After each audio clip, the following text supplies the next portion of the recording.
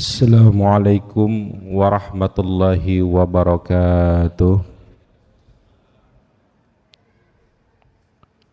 Alhamdulillahilladzi arsala li'ibadihi jami'an ni'am.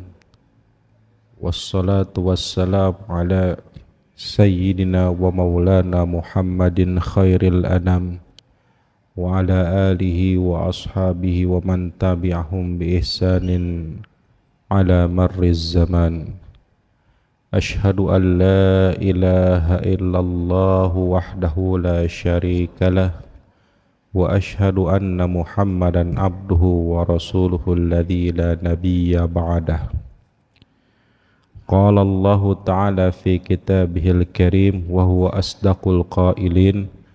A'udzu billahi minasy syaithanir rajim. Bismillahirrahmanirrahim. Ya ayyuhalladzina amanu taqullaha haqqa tuqatih wa la tamutunna illa wa antum muslimun. Wa qala Allah ta'ala aidan fi ayatin ukhra. Bismillahirrahmanirrahim. Yamhaqullahu riba wa yurbis sadaqat wallahu la yuhibbu kulla kaffarin athim. Sadaqallahul adzim wa sadaqa rasulul karim wa nahnu ala dzalika minasyahidin. Amma ba'du. Ma'asyiral muslimin jamaah rahimakumullah. Insyaallah pada kesempatan kali ini kita akan melanjutkan pembahasan tentang fiqih muamalah. Pada pertemuan sebelumnya sudah membahas tentang bab ijarah atau sewa menyewa, atau bisa juga diartikan upah mengupah, tergantung objeknya. Kalau objeknya barang, ya, maka dia disebut sewa menyewa. Kalau objeknya adalah tenaga atau misalnya orang, maka disebut upah mengupah. Tapi ala kulihal dari keduanya yang diambil adalah manfaat penggunaan dari benda ataupun orang tersebut, bukan memiliki orang atau bendanya. Maka di situ ada syarat-syarat, ada rukun-rukun. Rukun-rukunnya tentunya ada orang yang menyewa, ada orang yang mengupahnya, ada orang yang memiliki barangnya, ada juga harganya atau upahnya atau uang sewanya, dan juga ada benda objek yang disewa atau jenis pekerjaannya kalau dia bentuknya adalah manfaat. Dan yang terakhir atau yang kelima adalah adanya ijab dan qabul. Setiap rukun tersebut memiliki syarat. Namun yang sudah kita bahas pada pertemuan yang lalunya itu adalah sampai bagaimana syarat yang terkait dengan objek atau benda yang disewakan atau yang diijarahkan tersebut. Sudah kita bahas itu bendanya harus halal, ya, dalam tanda kutip secara syariat, secara agama itu bisa digunakan. Misalnya baju,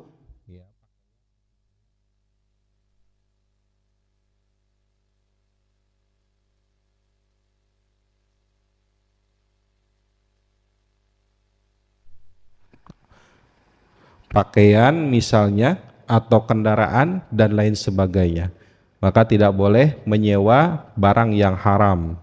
Contoh seperti narkoba, gitu kan? Atau mungkin tujuannya untuk sesuatu yang haram.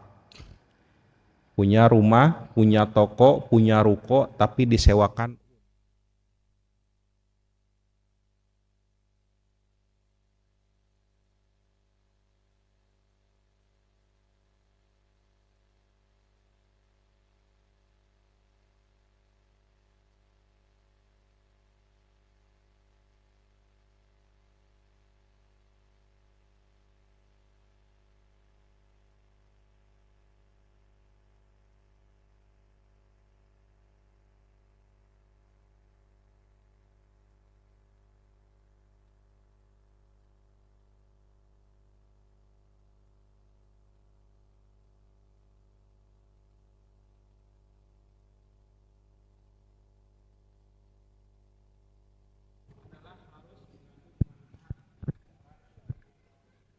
benda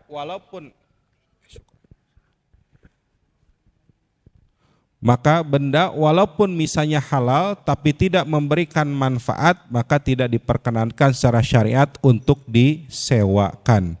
Dalam kasus ini misalnya alat musik, misalnya halal ya halal secara syariat, tidak ada misalnya benda alat musik gitu kan yang haram, baik itu secara zat ataupun penggunaan. Tapi dalam tanda kutip ketika dia disewakan, ternyata disewakan untuk penggunaan musik yang diharamkan, dangdut lah saya katakan, atau mungkin musik-musik yang bisa dibilang tidak islami, maka itu bisa menjadi jatuh haram, tidak bermanfaat. Apalagi kalau misalnya di aula atau di dekat masjid, kan terkadang ada juga gitu kan. Misalnya di sini di Masjid Peruri ini, Puri Truk Jambe ini punya penyewaan gitu kan, aula untuk pernikahan. Ala kulihal musiknya dangdut, ya kalau bisa janganlah. Di atasnya masjid, di bawahnya musik dangdut kan nggak pantas. Tolong ditegur, disampaikan. Kalau mau musik yang ada irisan islaminya gitu kan, entah itu sholawat, entah itu mungkin yang bernafaskan keislaman, karena pasti akan menjadi tojaiyah gitu kan, atasnya masjid bawahnya dangdut ya.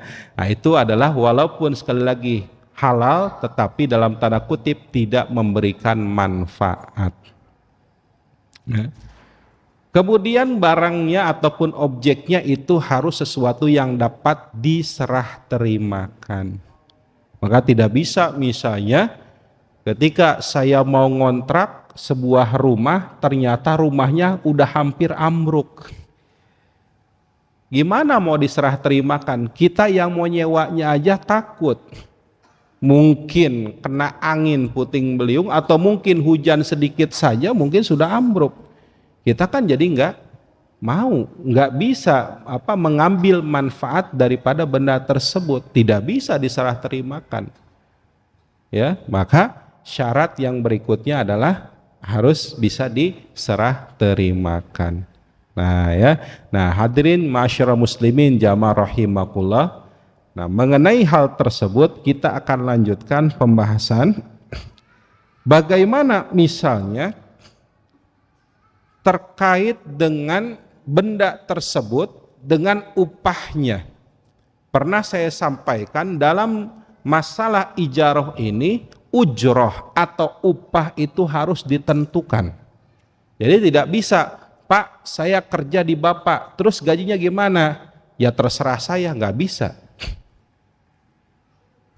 Gitu kan?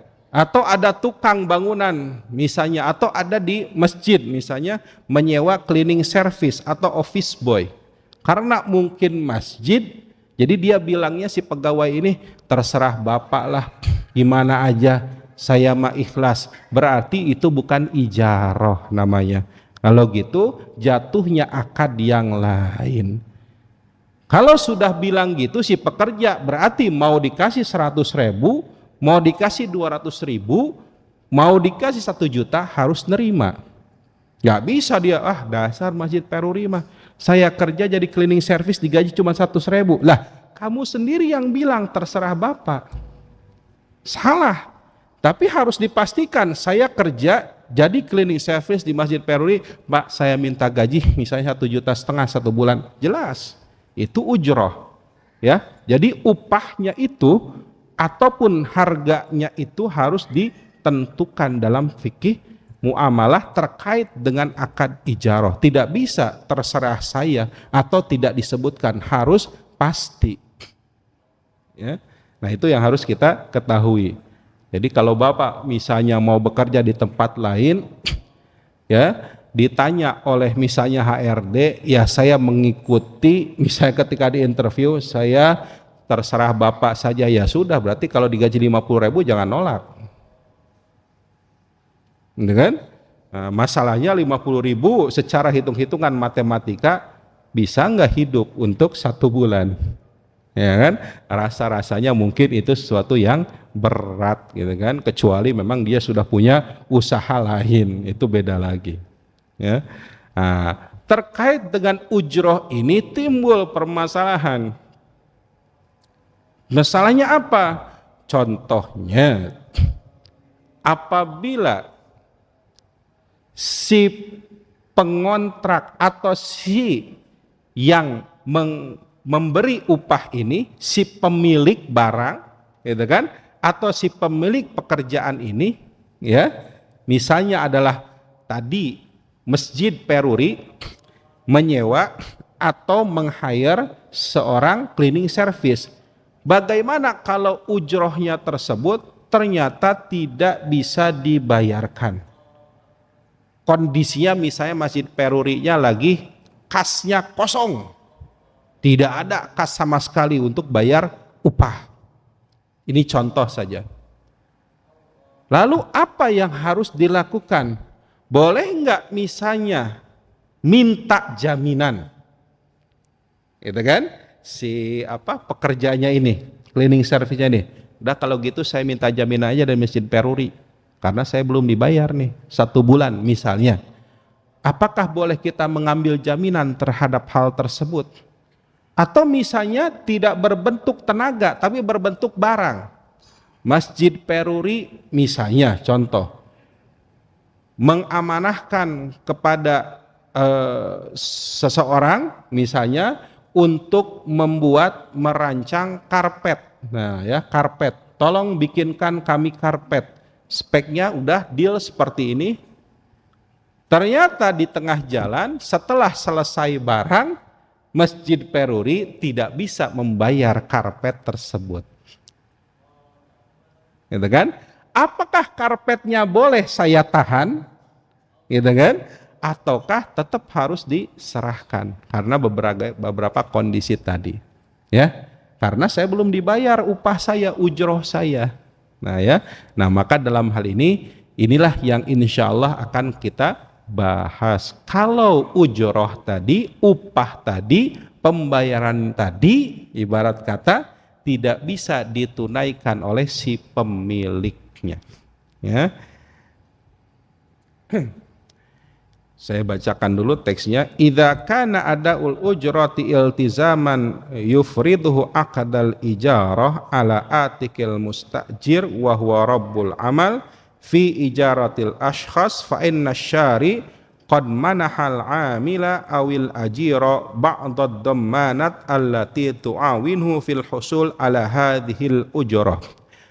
Apabila proses pembayaran upah tadi yang sifatnya wajib dilakukan oleh pemilik pekerjaan, ya, pemilik pekerjaan tadi, ya, tapi dalam kondisinya ternyata dia tidak bisa menunaikan upah atau ujroh tersebut, maka syariat memberikan kewenangan untuk si pekerja tadi mengambil sebagian jaminan yang bisa membantu agar upahnya dibayarkan.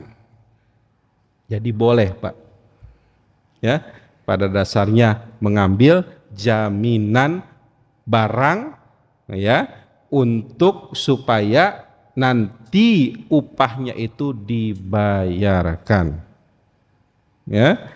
Wa ahammu hadhihi ad-dammanat huwa haqqu fi habsi sil'ah allati biyadihi walladhi salimat ilaihi lil amil fi hatta yustawafa ujratahu.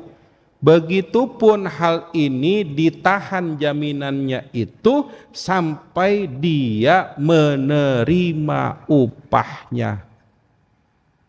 Jadi boleh, Pak.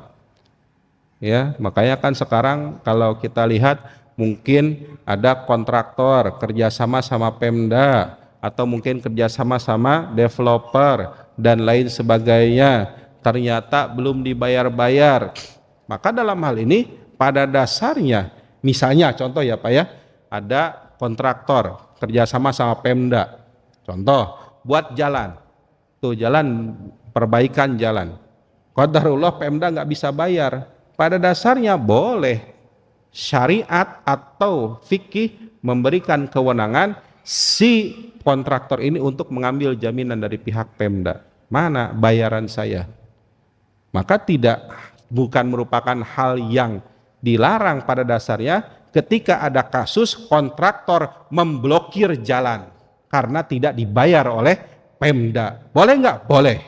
Selama dia tidak dibayarkan hak ujrohnya.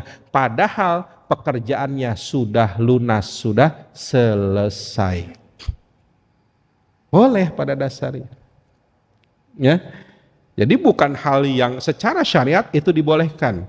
Ya. Jadi bukan hal yang haram sekali lagi. Mungkin di satu titik ada lah gitu ya. Tapi masalahnya terkadang ya setelah negosiasi karena kemaslahatan umum, jalan itu ingin digunakan secara umum, akhirnya rata-rata kontraktor itu mengalah. Ya sudahlah, ambil manfaatnya, ambil maslahatnya, daripada merugikan masyarakat, ambil saja, terima saja. Akhirnya jalan blokiran itu dibuka. Ya, karena melihat ternyata kebutuhannya manfaat besar untuk masyarakat. Cuman masalahnya tadi kasihan dia belum dibayar oleh Pemda. Ini sebagai contoh. Ya. Lalu bagaimana misalnya Pak kalau bendanya terlihat? Tadi kontraktor ada, jalannya ada. Ya. Buat karpetnya ada, gitu kan? Ya. Kita diminta buat bajunya ada, berarti ada yang ditahan dong. Diminta buat rumahnya ada, udah saya tahan, gitu kan? Tapi ada juga pekerjaan yang sifatnya ainnya, barangnya itu tidak terlihat, gitu kan? Ya, saya menyewa orang driver untuk mengantar, misalnya kan, mengantar saya ke satu tempat. Apa yang mau ditahan? Mobil punya si penyewa, itu kan, pemilik barang tadi, ya. Sedangkan yang kita sebagai penyewa tidak punya apa-apa, tidak punya hak untuk ditahan. Lalu apa yang harus ditahan? Apakah orangnya, gitu kan? Udahlah, kamu nggak boleh turun, katanya kan, sampai kamu bayar upah, ya, sewa antar saya. Kan kata si driver. Lalu bagaimana statusnya itu? Nah ya, maka ulama ini membagi kepada dua bagian. Ya, wa qassamal fuqaha'u al-amila ila sani'in lahu atharun fil ain. Ulama atau para fuqaha membagi barang yang punya athar, punya bekas, punya wujud, ya. Ya, seperti kasibari wal khayati wan najari wa nahwihim, seperti mencelup baju, menjahit, kemudian untuk mengukir dan lain sebagainya. Wasani'un laisa li amalhi atharun fil ain, dan barang yang atau pekerjaan yang tidak ada dampaknya atau bekasnya, tidak ada wujud, tidak bisa dilihat wujud barangnya. Ya. Nah, para ulama secara umum sebetulnya berbeda pendapat, tapi saya mengambil pendapat mayoritas mazhab fuqaha saja, ya, supaya kita mengambil ya sudah ini mungkin yang menjadi kesepakatan atau pendapat umum, pendapat kebanyakan ulama. Fadhahabal malikiyatu wal hanafiyatu fi qaulin wa fi qaulin lisyafi'iyah, berpendapat mazhab Maliki, mazhab Hanafi, dan juga menurut pernyataan berdasarkan dari mazhab Syafi'i ila annahu yajuzu habsal aini hatta yustawaffal ujratu sawa'an kanal mustajiru muflisan au ghaira muflisin. Boleh menahan barang sampai ditunaikan kewajiban pembayarannya apakah si orang tersebut, si pemberi sewa atau pemilik barang itu bangkrut ataukah tidak bangkrut. Ya, Jadi mau bangkrut ataupun tidak tetap boleh ditahan barangnya. Bukan wajib ya Pak ya. Bahasanya ya juzu, boleh. Bukan berarti wah saya harus ditahan nih kalau gini. Bukan, boleh. Kalaupun mau menahan boleh. Berarti ya. Baik itu dia kondisinya bangkrut ataupun tidak. Ya. Tetapi pendapat yang lain ya boleh kalau si pemilik barang tadi tidak bangkrut. Berarti kalau bangkrut ya tidak bisa ditahan, tidak boleh ditahan. Tapi kita mengambil pendapat yang ini saja, yang pertama tadi, yang mayoritas ya. Nah, maka oleh karena itulah dalam kondisi tersebut, sekali lagi tadi saya contohkan, setiap orang yang memiliki kontrak, baik itu pekerjaan sewa menyewa ya, maka harus dipastikan dilihat terlebih dahulu bendanya ada tidak. Kalau saya menyewakan rumah, saya punya kontrakan, misalnya saya menyewakan kepada pengontrak tadi, gitu kan?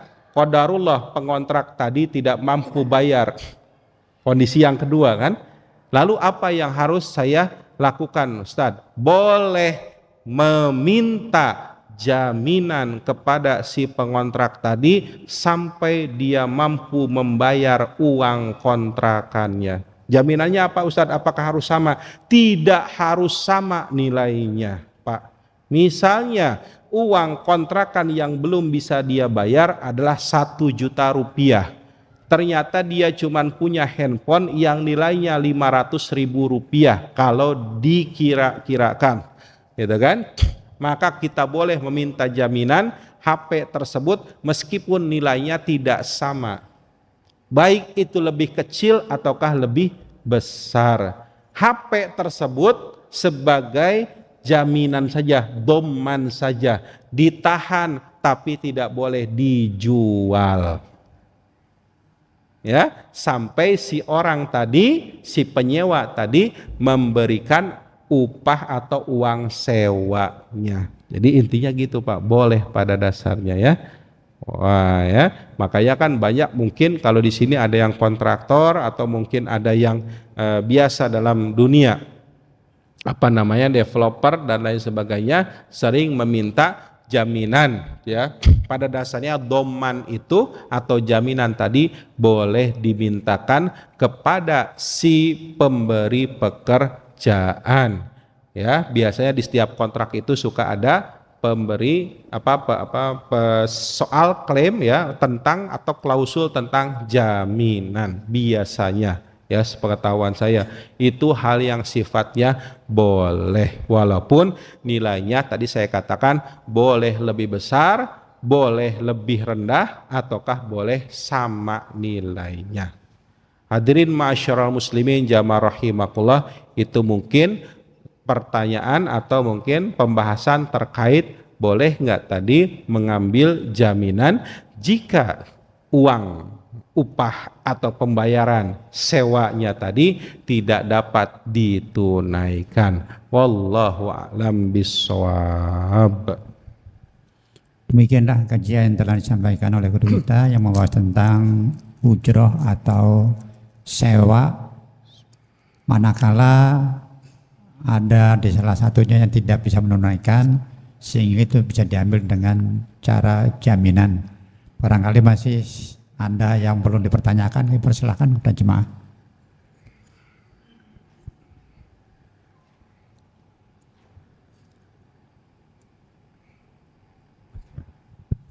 Assalamualaikum warahmatullahi wabarakatuh. Waalaikumsalam warahmatullahi wabarakatuh. Izin Pak Ustadz, tadi dari pertama pembahasan Pak Ustadz menyatakan bahwa musik dangdut itu haram. Setahu saya Raja Dangdut itu Oma Irama itu selalu berdakwah mulai musik dangdut. Apakah itu diharamkan juga? Kemudian bagaimana dengan kami yang menonton atau mendengar lagu dangdut? Apa itu kami juga berdosa? Itu aja Pak Ustadz. Terima kasih. Wassalamualaikum warahmatullahi wabarakatuh. Ya, waalaikumsalam warahmatullahi wabarakatuh. Assalamualaikum warahmatullahi wabarakatuh. Assalamualaikum warahmatullahi wabarakatuh. Izin bertanya mengenai jual beli ya. saya pernah dengar di internet gitu ada syekh gitu. Cuman saya lupa juga dalil jelasnya mengenai yang disebutkan mengenai beli makanan kayak McDonald atau di sana kan ayamnya mereka bukan muslim kan kayak gitu. Sempat dibilang katanya boleh. Dalilnya tuh kalau nggak salah Rasulullah SAW pernah menerima jamuan dari ini apa yang bukan muslim tapi ini Yahudi. apa kalau nggak salah ahli kitab apa gimana gitu. Iya. Nah saya masih agak kurang jelas di situ mengenai dalilnya biar misalnya ya nggak tahu masa depan siapa tahu jalan-jalan gitu kan ke luar negeri. Jadi biar lebih enak gitu mengenai hukum makanan di luar negeri kayak gimana gitu Ustaz. Terima kasih. Assalamualaikum warahmatullahi wabarakatuh. Assalamualaikum warahmatullahi wabarakatuh.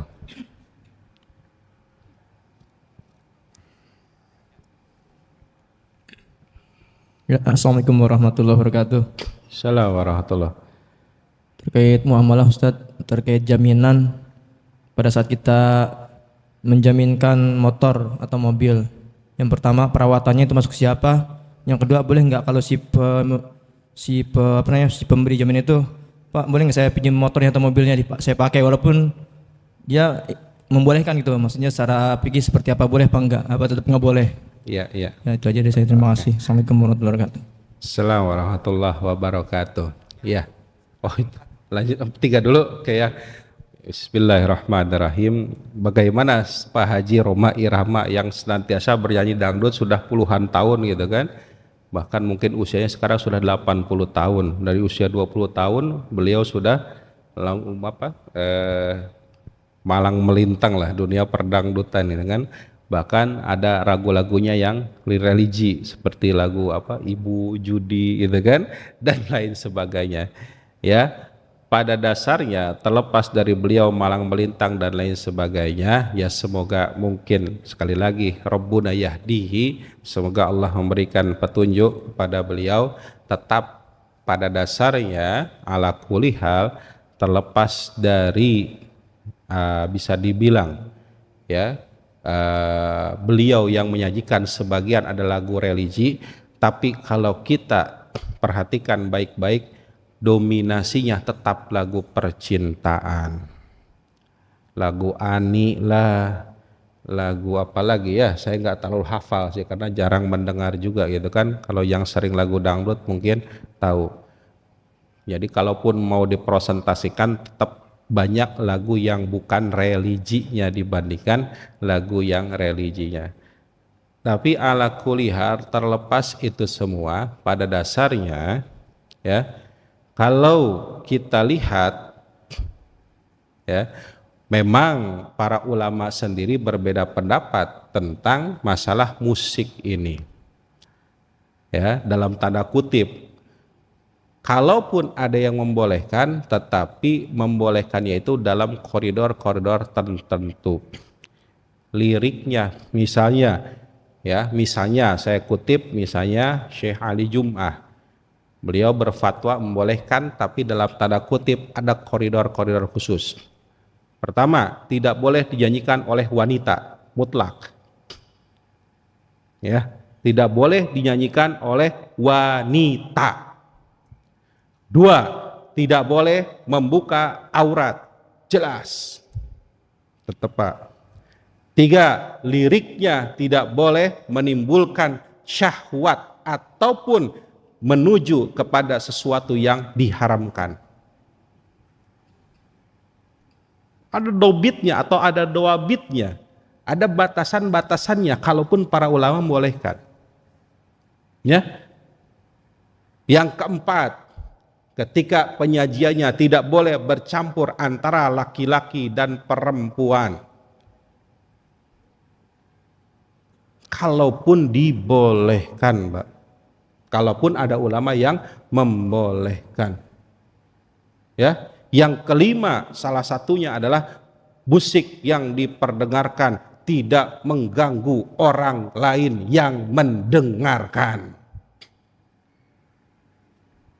Masalahnya kalau kita senang, orang lain tidak senang, apakah mengganggu? Ala kulli hal berarti kalaupun boleh diperdengarkan khusus untuk diri pribadi saja. Dobitnya atau doabitnya seperti itu. Kalaupun dibolehkan. Maka saya katakan di sini tidak memandang mau berapa lama beliau berkiprah dalam dunia dangdut, mau apa yang beliau sajikan, terlepas dari dakwah dan lain sebagainya, tetap dalam tataran Al-Quran, gitu kan? Kalau kita konsepnya adalah Al-Quran ataupun hadis, la ya wa qul ja'al haqqu wa zahaqal batil. Innal batila kana zahuqa. Tidak pernah yang namanya batil menang dan tidak mungkin yang namanya batil bisa bercampur dengan sesuatu yang hak. Dakwahnya betul, musiknya tetap salah, batil. Makanya saya pernah dengar kalau nggak salah Gus Baha gitu ya, kalau nggak salah saya pernah dengar ketika beliau ditanya, kalau dia main musik silahkan kalau mau mendengarkan, tapi kalau dia ceramah jangan pernah dengarkan gitu. Karena dia hakikatnya adalah seorang pemusik bukan pendakwah. Afwan kalau saya salah, gitu kan? Jadi kalau nggak salah saya pernah seperti itu. Tapi dalam hal ini saya sepakat. Kalau berbicara musik, karena itu keahliannya puluhan tahun malang melintang. Tapi berbicara dakwah maka jangan didengarkan. Karena memang bukan dalam hal itu dia ditugaskan atau keahliannya. Itu mungkin jawaban saya. Ya. 2. Apakah boleh kita mengkonsumsi daging sembelihan yang disajikan oleh orang-orang non-muslim, ya, Yahudi, Nasrani ataupun yang lainnya?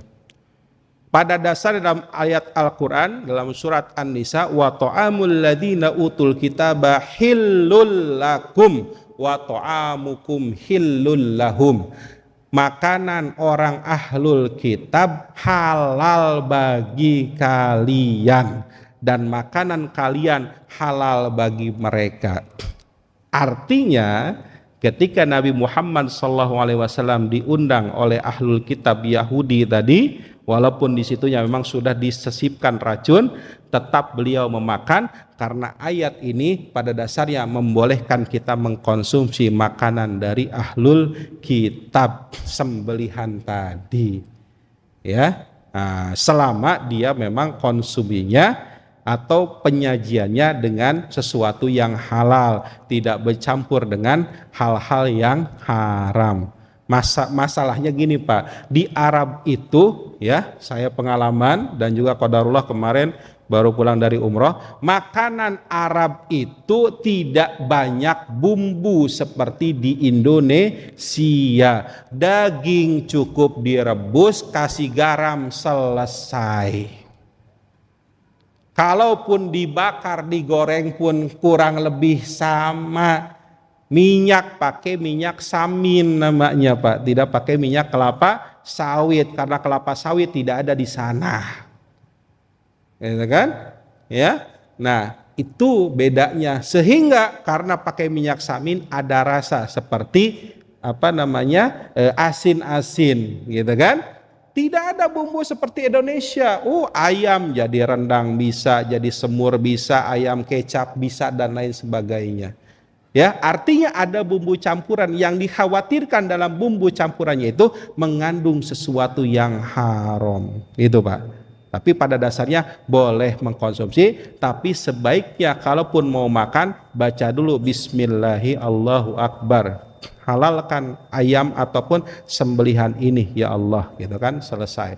Tapi kalau kita lihat ternyata ada sesuatu yang haram, misalnya dicampur minyak babi, udah selesai, tidak boleh dimakan. Gitu Pak, ya.